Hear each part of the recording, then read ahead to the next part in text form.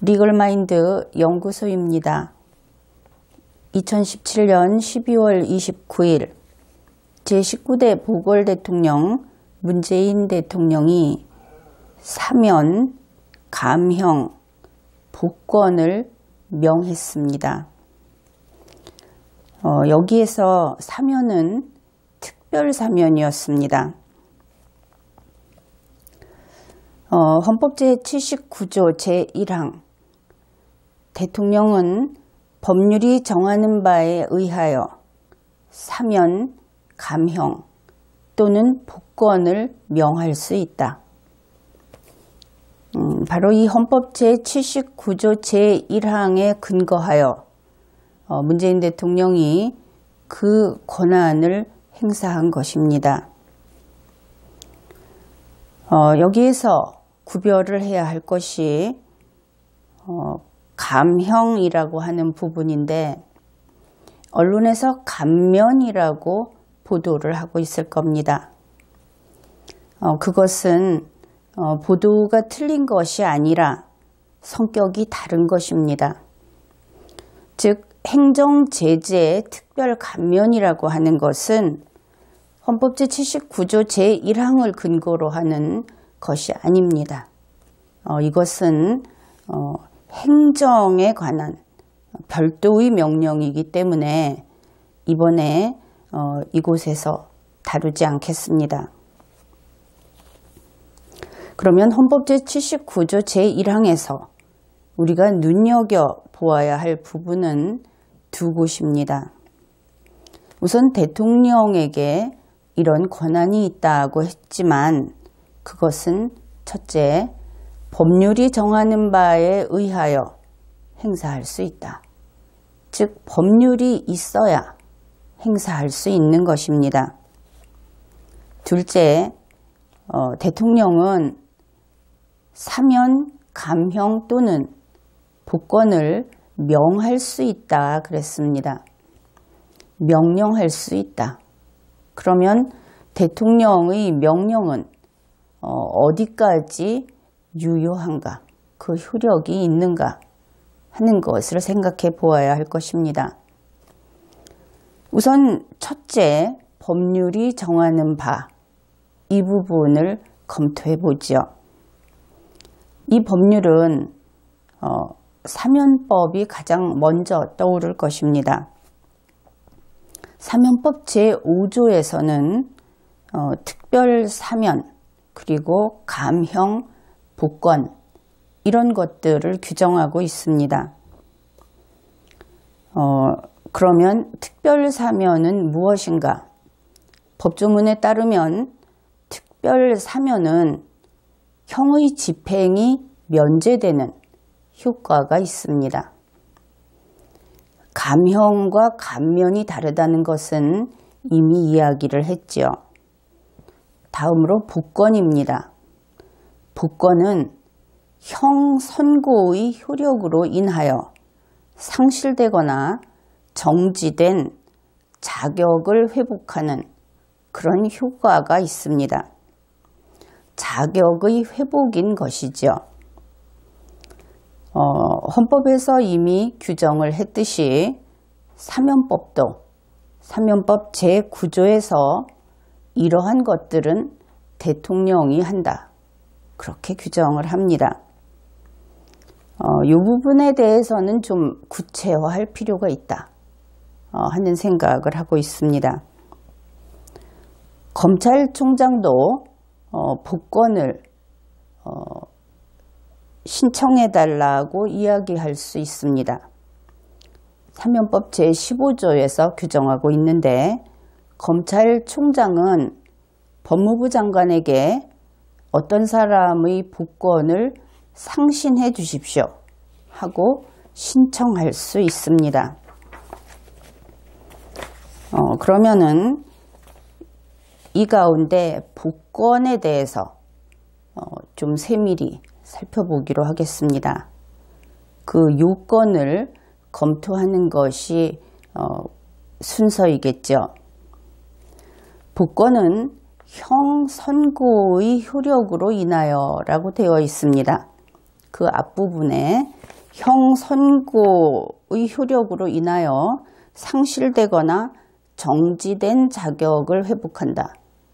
그러면 일단은 형선고의 효력으로 인하여 라는 부분을 풀어보아야 하겠죠.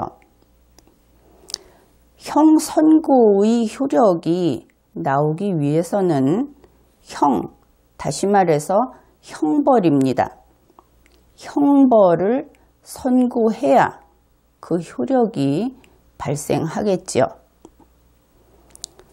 형벌은 우리 준법 국민에게는 선고할 수 없습니다. 제 아무리 법관이라고 하더라도 법률을 위반하지 않는 국민에게는 형벌을 선고할 방법이 없는 것이지요. 그래서 일단은 법률을 위반해서 그의 행위가 유죄가 분명하다. 그렇게 검사가 판단을 해서 공소제기를 하고 형사법정에 피고인으로 나가게 되어야 그 다음 단계가 진행되는 것입니다. 그러면 형사재판에서 법관이 무엇을 할까? 그것을 생각해 보죠. 법관은 어떤 판단을 해야 하느냐 하면은 이 피고인이 유죄인가 혹은 그렇지 않은가 이런 판단을 하게 됩니다. 이 피고인이 무죄인가?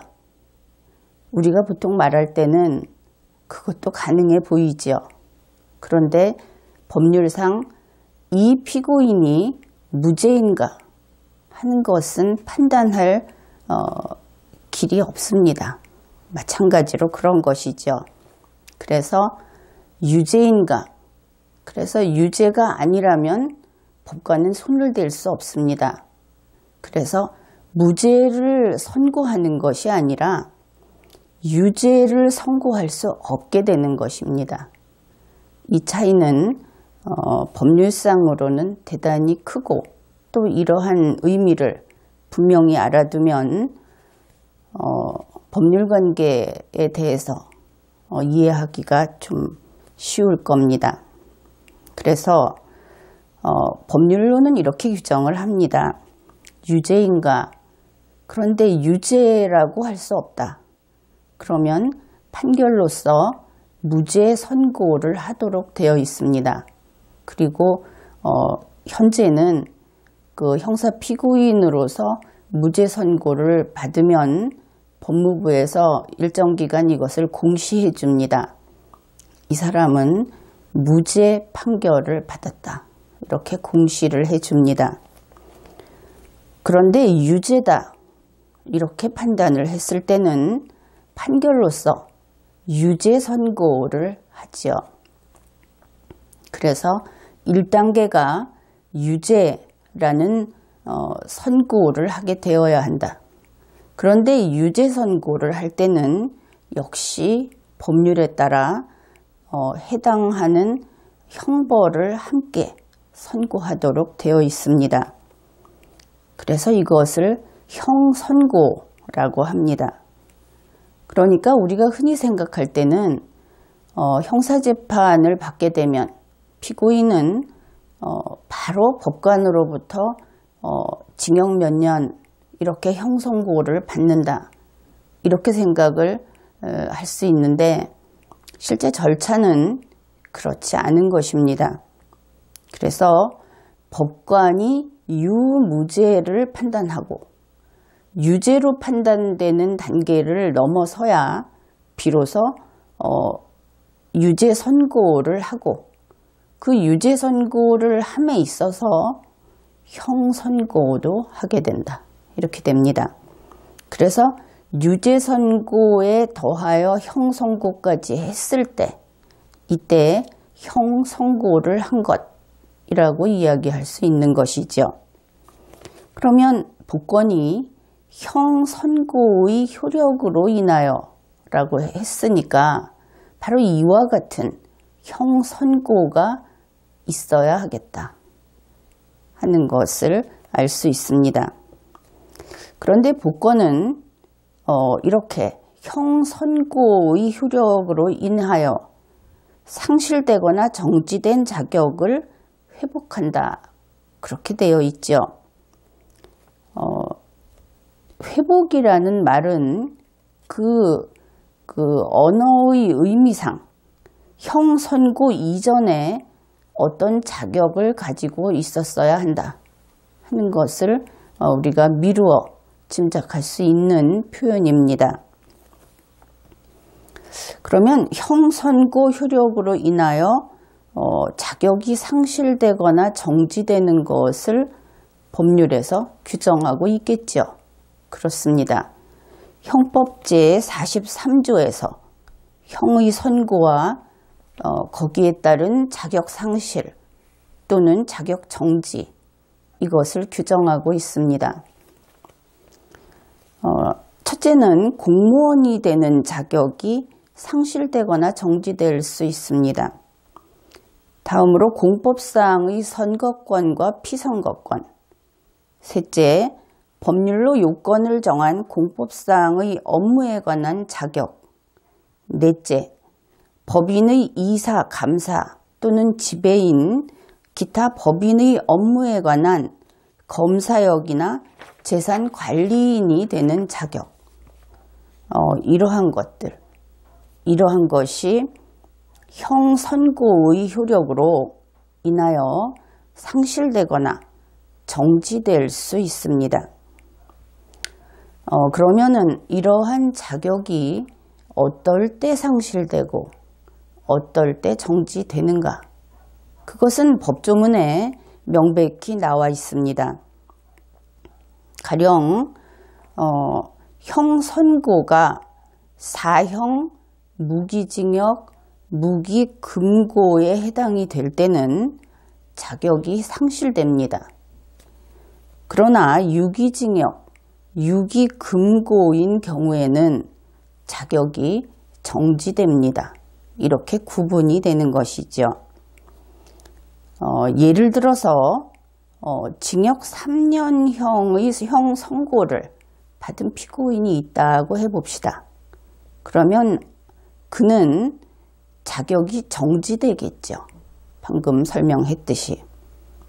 그런데 그 자격이 언제까지 정지되는가? 기한이 있어야 할 겁니다. 그것은 바로 3년의 형 집행이 끝날 때까지. 쉽게 말해서 감옥에 있는 동안 공무원이 될 수 없다. 감옥에 있는 동안 이사나 감사가 될 수 없다. 이런 뜻입니다. 그렇게 되면 당연하다는 생각을 하겠죠. 감옥에 있는 공무원에게 도장을 받으러 갈 국민이 있겠습니까? 이 법률은 합당한 것들을 규정하고 있습니다. 물론 도중에 형 집행을 면제받으면 그때까지 면제받은 이후에도 계속 정지되는 것은 아니지요.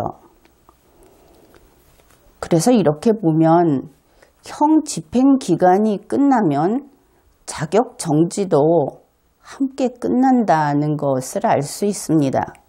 그래서 이런 경우는 별도의 선고가 있어야 하는 것도 아니고 그 자격 정지에 대해서 또 그 자격 정지가 이제는 끝났다, 회복됐다 하는 것이 있어야 하는 것도 아닙니다. 다만 공법사항의 선거권, 피선거권의 경우에는 이것이 훨씬 쉽죠. 그런데 그렇지 않은 사법사항의 권리인 경우 소정의 절차가 필요할 수도 있게 됩니다. 그러나 그런 관계는 우리가 지금은 다룰 것이 아니고 일단 여기에서는 공법사항의 선거권과 피선거권을 중심으로 논의를 하기로 하죠. 그래서 복권이라고 하는 것은 아마도 자격 상실의 경우에 더 필요할 것이다. 왜냐하면 상실된 자격은 저절로 되살아나지 않습니다. 그래서 반드시 절차가 있어야 하겠죠. 그러나 가령 선거권이나 피선거권의 정지 같은 경우는 이 복권이라고 하는 것이 별 의미가 없겠다 하는 생각을 해볼 수 있을 겁니다. 헌법 제79조 제1항에서 대통령은 사면, 감형, 복권을 명할 수 있다 그랬습니다. 헌법은 한 구절 한 구절에서 우리나라의 법 시스템 자체를 이해하고 있어야 하는, 그래야 제대로 해석을 할 수 있는 그런 내용들이 많이 있습니다. 대통령이 명령을 할 수 있다. 그러면 대통령의 명령에 복종하는 자에게 명령을 해야 하겠죠.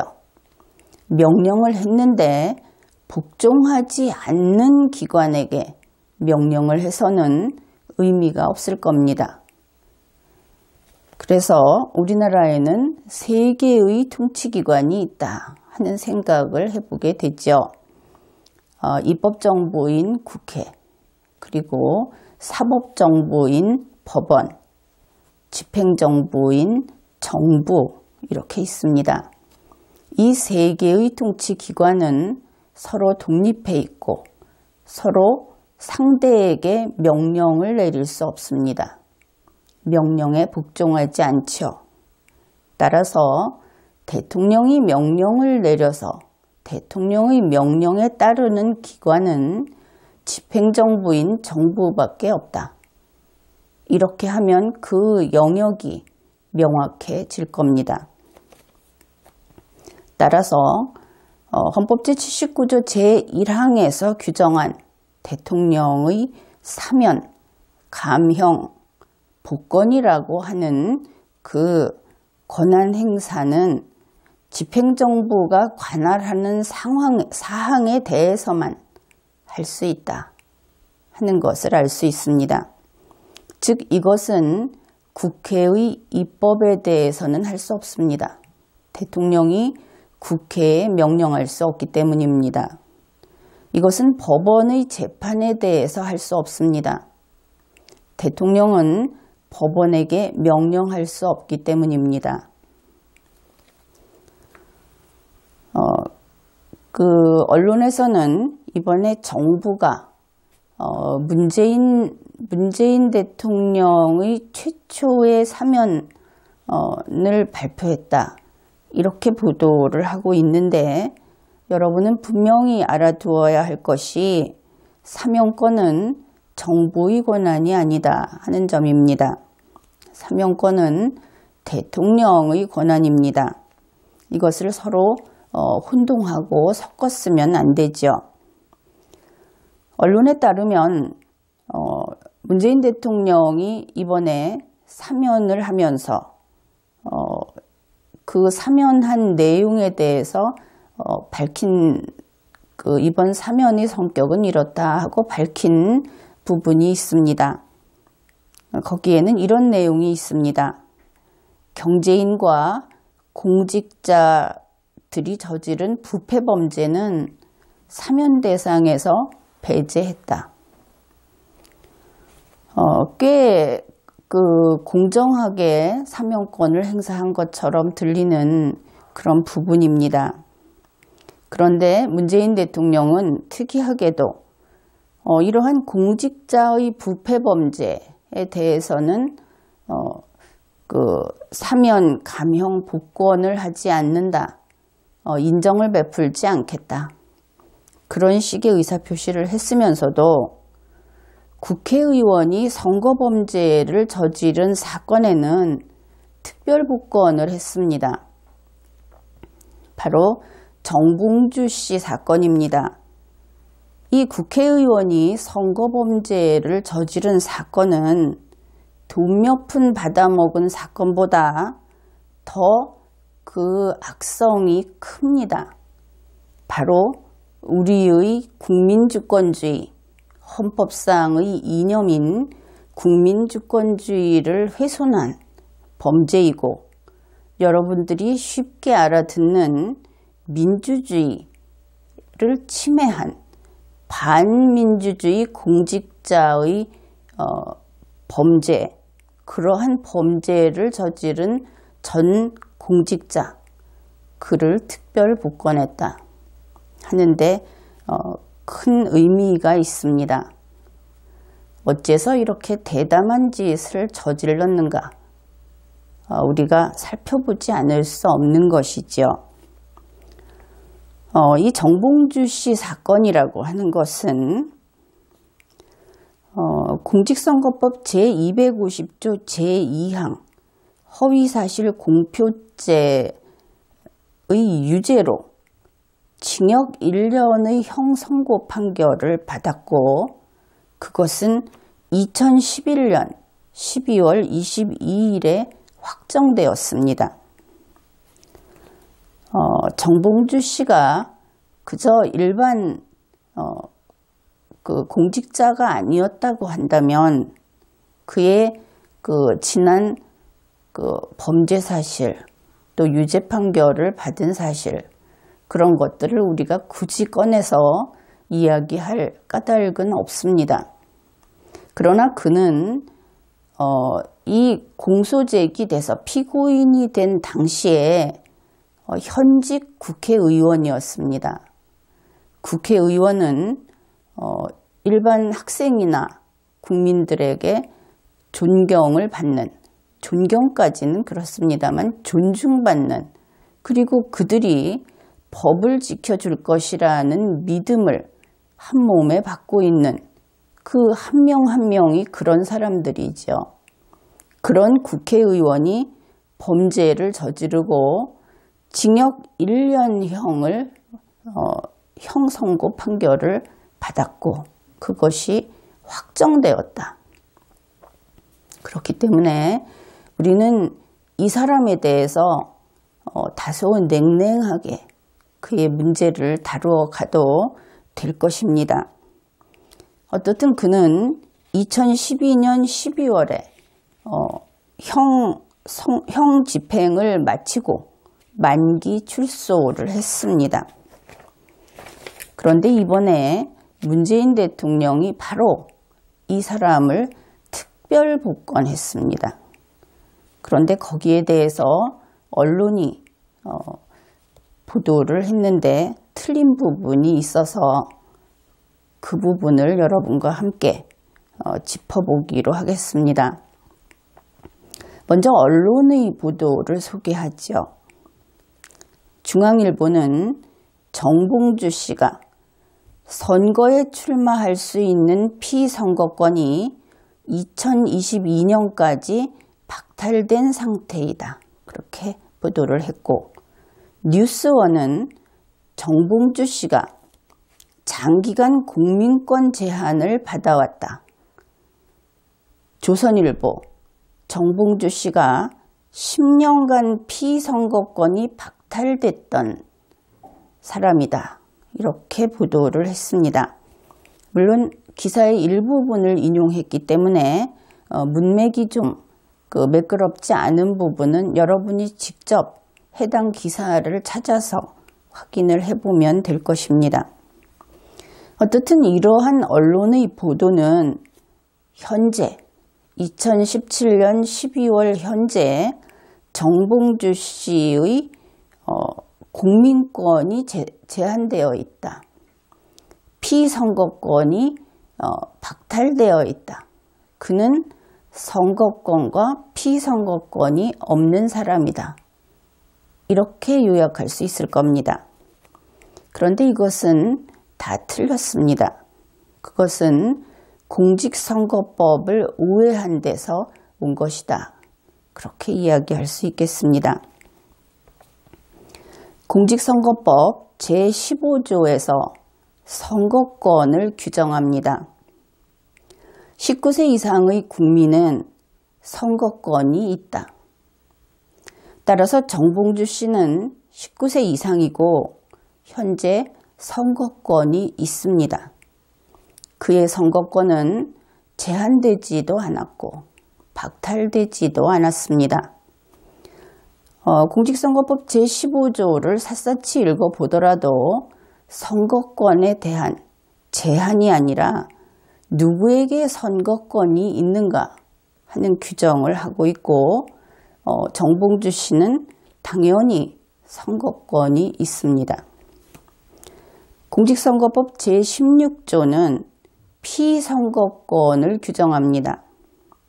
제1항에서 대통령 피선거권이 있는 사람, 그것은 5년 이상 국내에 거주하고 있는 40세 이상의 국민이라는 요건이 있습니다. 정봉주 씨가 5년 이상 국내에 거주하고 있었다면, 그리고 그가 40세 이상이라면 그는 대통령 피선거권이 있습니다. 여기에서 피선거권이란 여러분들이 알고 있듯이 그 선거의 후보자로 등록할 수 있는 자격을 말합니다. 제16조 제2항에서 국회의원 피선거권이 있는 사람을 규정합니다. 25세 이상의 국민이면 됩니다. 따라서 정봉주 씨가 25세 이상의 국민이라면 국회의원 피선거권이 있습니다. 그는 과거에 국회의원이었기 때문에 25세 이상일 것이고 국회의원 피선거권이 있는 것은 분명합니다. 따라서 정봉주 씨는 2017년 12월 현재 선거권이 있고 피선거권도 있습니다. 언제 있느냐? 평소에 늘 항상 있습니다. 여러분이나 나처럼 항상 있습니다. 그런데 문재인 대통령은 정봉주 씨의 피선거권을 그 피선거권이라고 하는 그 자격을 회복할 목적으로 복권 명령을 했다고 언론이 이야기를 합니다. 그렇다면 그 복권 명령은 효력이 없습니다. 복권할 것이 없기 때문에. 그리고 그 복권 명령은 직권 남용입니다. 그래서 범죄가 되는 것이죠. 다시 말해서 선거권과 피선거권이 있는 전혀 제한되거나 박탈되지 않은 정봉주 씨에게 그것을 회복시켜 주겠다고 복권 명령을 내린 것입니다. 대통령의 권한을 사용한 것이죠. 이것은 병이 없는 사람을 수술한 것과 같은 상황이라고 하겠습니다. 그런데 중앙일보 2017년 12월 29일 기사에는 다음과 같은 내용이 있습니다. 정봉주 씨는 이번에 복권이 되면서 당장 내년 6월 지방선거와 2020년 총선에 출마할 수 있는 길이 열렸다. 그러면 조금 전에 정봉주 씨에게 선거권도 있고 피선거권도 있기 때문에 있다고 했으니까 이 중앙일보의 보도는 복권이 되는 것과 상관없이 그가 출마할 수 있는 것이구나. 이렇게 생각할 수도 있겠습니다. 그러나 그것은 그렇지 않습니다. 우선 복권이라는 것의 성격을 살펴보기로 하겠습니다. 2017년 12월 29일에 정봉주 씨는 복권이 되었습니다. 대통령이 권한을 행사했기 때문에. 그러면 이 복권이라는 말은 자격을 회복한다는 뜻이다. 이것을 우리 모두 알고 있죠. 자격을 회복한다. 앞에서도 한번 이야기했지만 회복이란 없던 것이 생기는 것이 아니라 있다가 없어진 것이 다시 생기는 것입니다. 여기에는 모두 동의하시죠? 다시 말해서 이 복권으로 회복할 수 있는 자격은 다음과 같은 요건을 충족해야 합니다. 과거에 가지고 있던 자격일 것, 그리고 과거에 자격이 정지돼서 혹은 상실도 있겠습니다. 그러나 지금은 정지만 이야기하죠.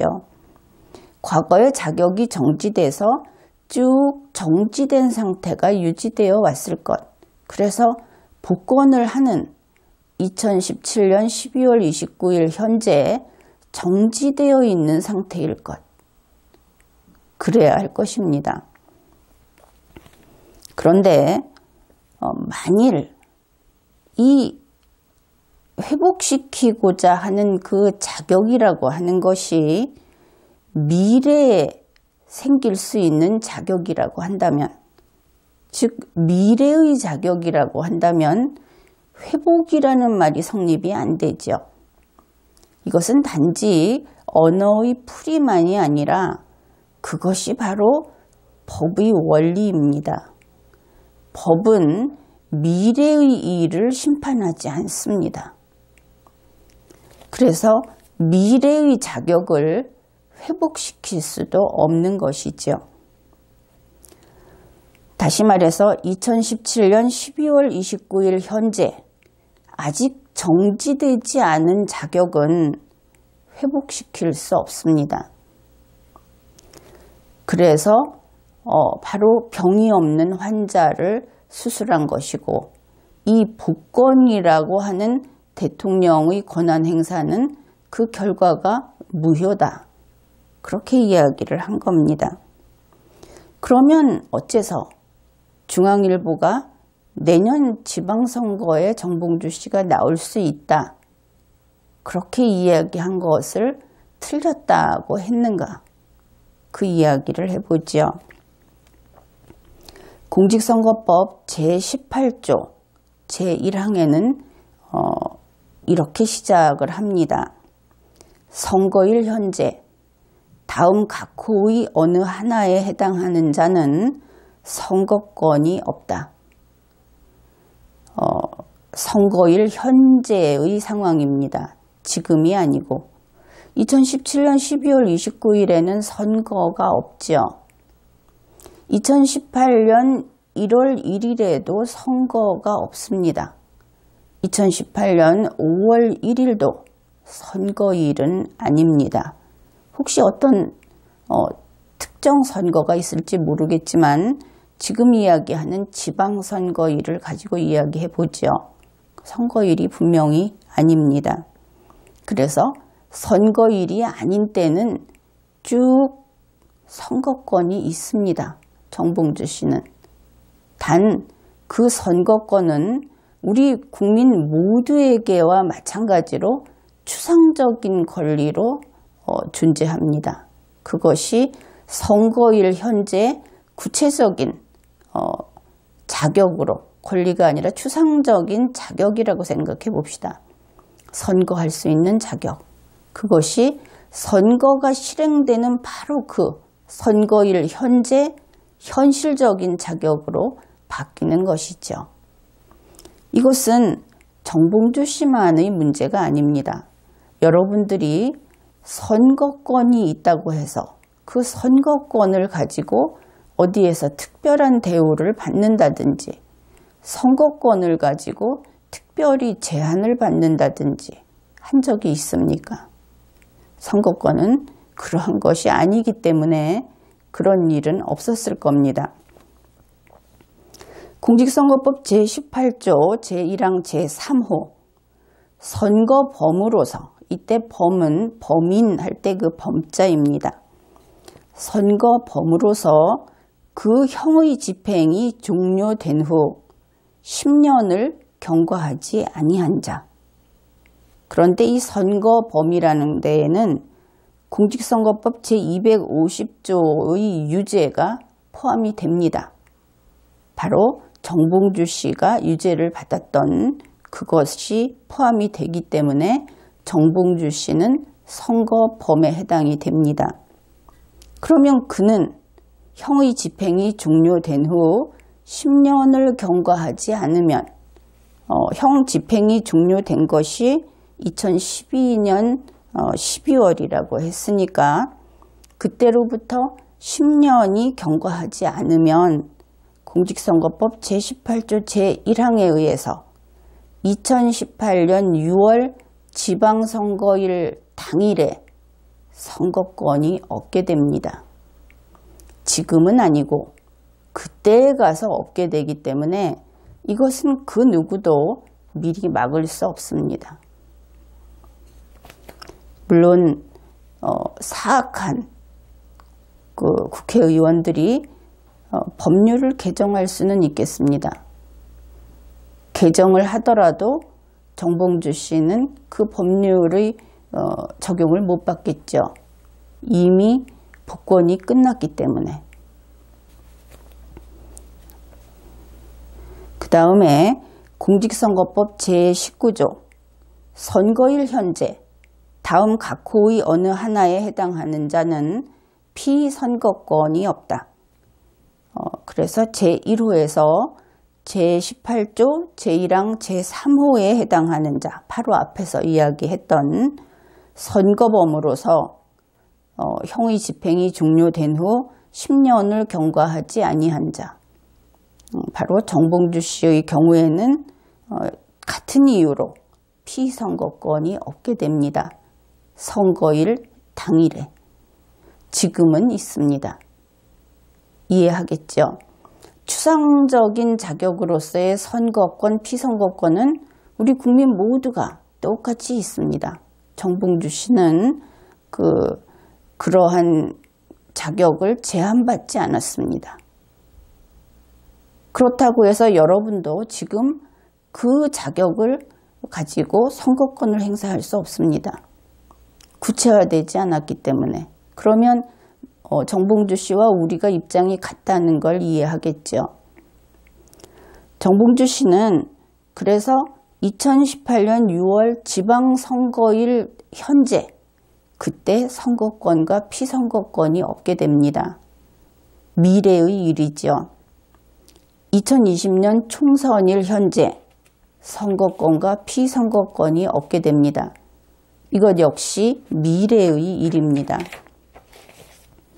그래서 정봉주 씨의 선거권과 피선거권은 지금 추상적인 상태일 때는 우리 5천만 국민 중에 유권자 모두와 동일하게 평등하게 있습니다.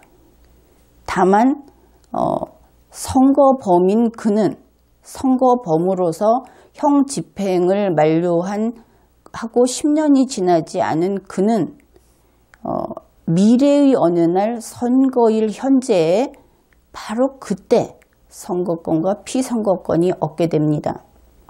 선거범이 아닌 여러분과 나는 그때에도 선거권과 피선거권이 그대로 있게 되죠. 그때는 추상적인 자격이 구체적인 자격으로 바뀌면서 선거권을 행사할 수 있고 피선거권을 행사할 수 있게 되는 것입니다. 이제는 좀 더 분명하게 이해를 할 수 있겠죠. 그런데 여기에서 유의할 것이 하나 더 있습니다. 지금 설명한 것 같이 그 미래의 어느 날에, 지금은 아니고 미래의 어느 날에 정봉주 씨의 선거권과 피선거권이 정지되는 것은 형 선고의 효력이 아니다 하는 것을 놓치면 안 됩니다. 형 선고의 효력은 언제 끝났습니까? 형 집행이 끝날 때 이미 끝났죠.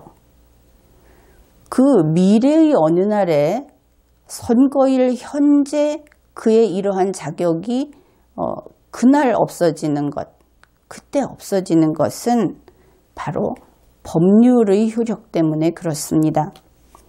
법률의 효력을 주게 되는 그 법률을 만들어내는 것은 누구입니까? 그것은 대통령이 있는 집행정부가 아니라 국회의원들이 있는 입법정부이죠. 국회에서 하는 일입니다. 따라서 우리가 앞에서 보았듯이 국회는 대통령의 명령을 듣지 않습니다. 대통령은 명령으로 법률의 효력을 박탈할 수 없습니다. 그 명령이라고 하는 것은 법 체계에 있어서 법률보다 하위에 있습니다. 하극상은 용납이 안 되는 것이죠.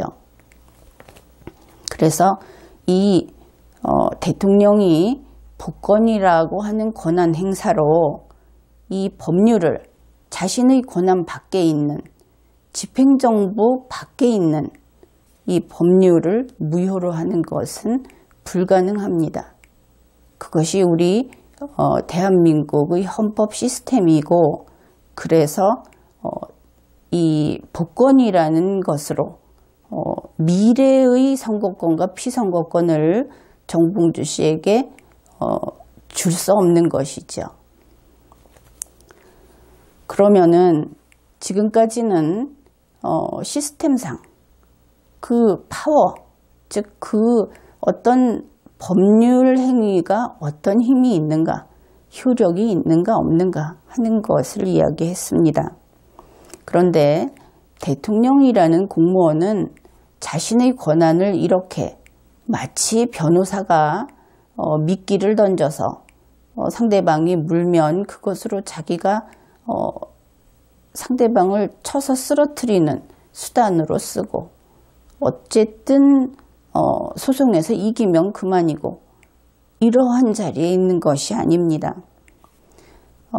국가기관이라고 하는 것은 특히 이 지금 이야기하는 대통령이라고 하는 공무원은 실리적인 것을 떠나서 원칙을 지켜야 하고 정의로워야 하고 헌법 정신을 준수해야 한다는 그 위에 승패냐, 돈을 벌 수 있는 거냐 잃는 것이냐 하는 것이 아니라 그 위에 있는 이상적이고 정도를 걷는 그러한 의무가 하나 더 얹혀져 있습니다. 그것을 어겼을 때 대통령이라는 공무원은 나중에 결과적으로 돈을 많이 벌어왔지 않느냐 하는 것으로 용서받지 못합니다. 그것이 우리 국가가 나아갈 길을 정해놓고 더 높은 곳, 더 앞날 이것을 바라보고 가기 때문에 그러한 것이지요. 우리 공직선거법 제1조에서는 이 법률의 목적을 규정하고 있습니다. 선거가 국민의 자유로운 의사와 민주적인 절차에 의하여 공정히 행하여지도록 하고 선거와 관련한 부정을 방지함으로써 민주정치의 발전에 기여함을 목적으로 한다. 이것이 공직선거법의 목적입니다.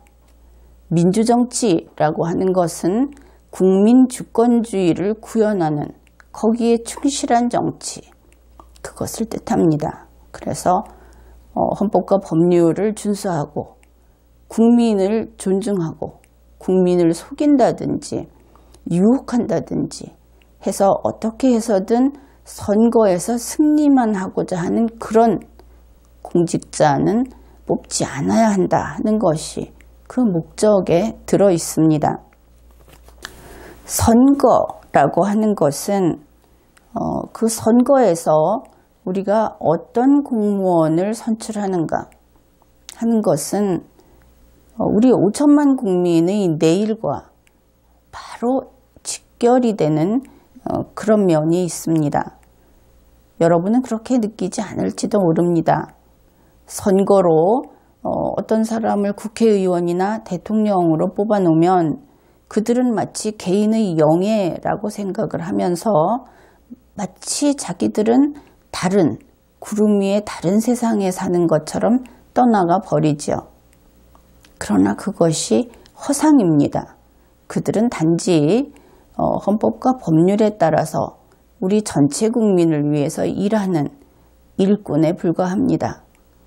겉보기에 그들이 더 화려하고 마치 군림하는 듯이 보이지만 그들은 법 앞에 눈 녹듯이 머리를 숙이고 법을 어기면 아주 맥없이 쓰러져 가는 그런 존재들입니다. 그래서 그들이 헌법과 법률을 준수하고 그리고 자기 자신이 아니라 우리 국민, 대한민국의 내일을 위해서 최선을 다하는 그런 충실한 공무원을 뽑아야 하는 것입니다. 국민이 그들에게 속아서도 안 될 일이고 그들이 국민을 속이려고 해서도 안 될 일이지요. 우리 국민들은 헌법과 법률을 준수합니다. 우리는 범죄를 저지르지 않습니다. 뉴스에는 연일 범죄 사건이 오르내리지만 우리 국민들은 평생 범죄를 저지르지 않고 살아갑니다. 우리 국민들은 세금을 납부하고 그리고 국방의 의무를 다합니다. 그리고 필요할 때는 정 안 되면 힘이라도 보태고 국가를 운영하는 데 필요한 모든 것을 우리 국민들이 담당하고 있습니다. 바로 그런 국민들이 선거권을 행사하고 피선거권을 행사하는 것이 당연하지요.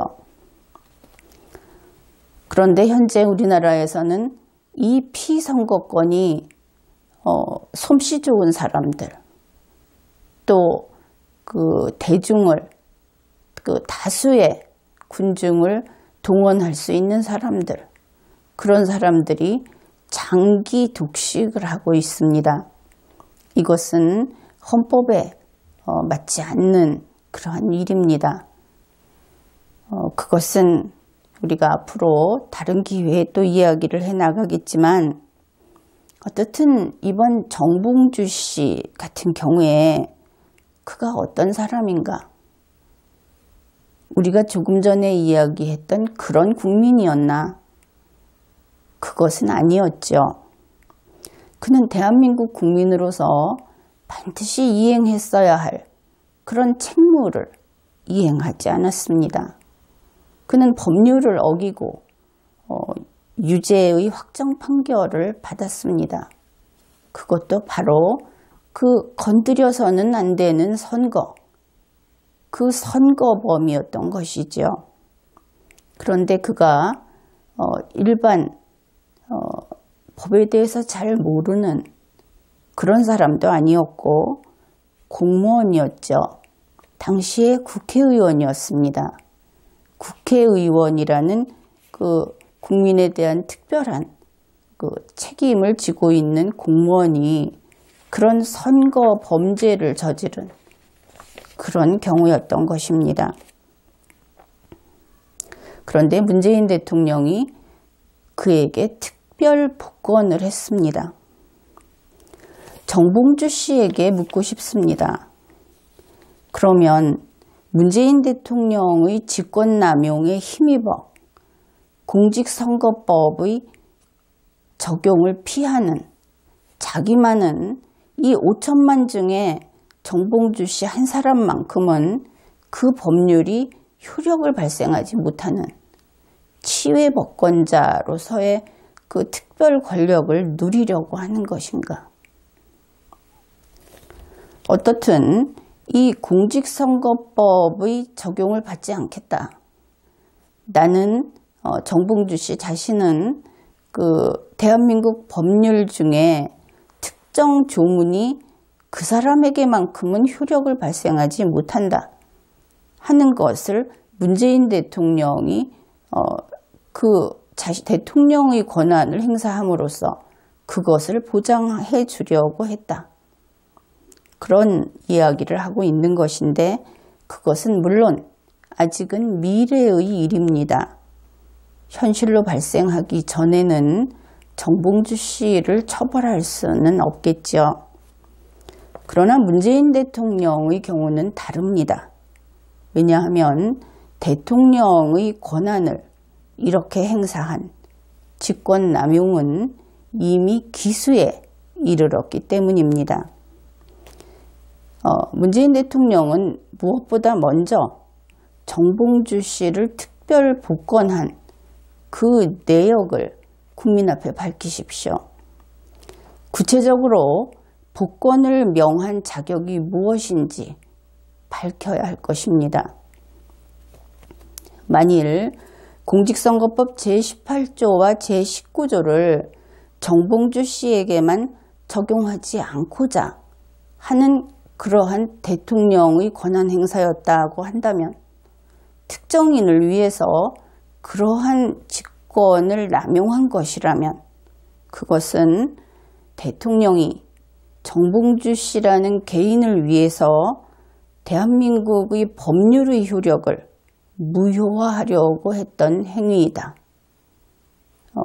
그리고 그것은 대통령이 사면 등의 권한이라고 하는 대통령의 권한을 남용해서 장차 있을 선거에 개입하려고 한 것이었다. 이렇게 볼 수 있습니다.